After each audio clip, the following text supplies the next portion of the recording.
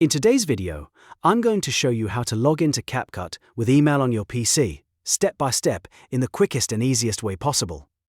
If you've been trying to get into CapCut and you're not sure where the sign-in option is, or you're getting stuck at the email selection screen, this tutorial will walk you through the full process from start to finish. And if this video helps, please hit the like button and subscribe for more simple tutorials like this. Alright, let's get started. First, open CapCut on your PC. You can launch it from your desktop, taskbar, or start menu, depending on how you installed it. Once CapCut opens, look at the top left corner of the screen. This is where you'll find the Sign In option.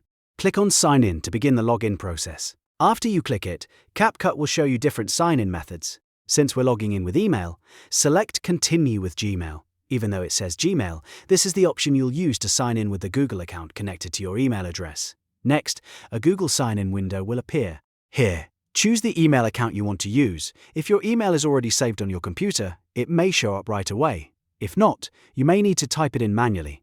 Make sure you pick the correct account that you want linked to CapCut, especially if you have multiple Google accounts.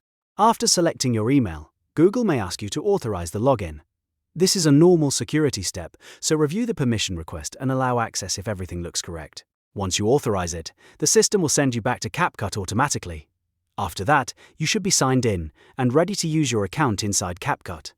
At this point, you can start editing, access your saved projects, and continue working with your profile connected.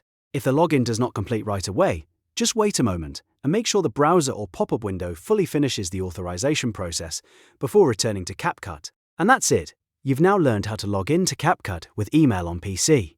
It only takes a few clicks once you know where to go. If this tutorial helped you out, please make sure to like this video, subscribe to the channel, and turn on notifications so you never miss the next easy how-to guide. Thanks for watching, and I'll see you in the next one.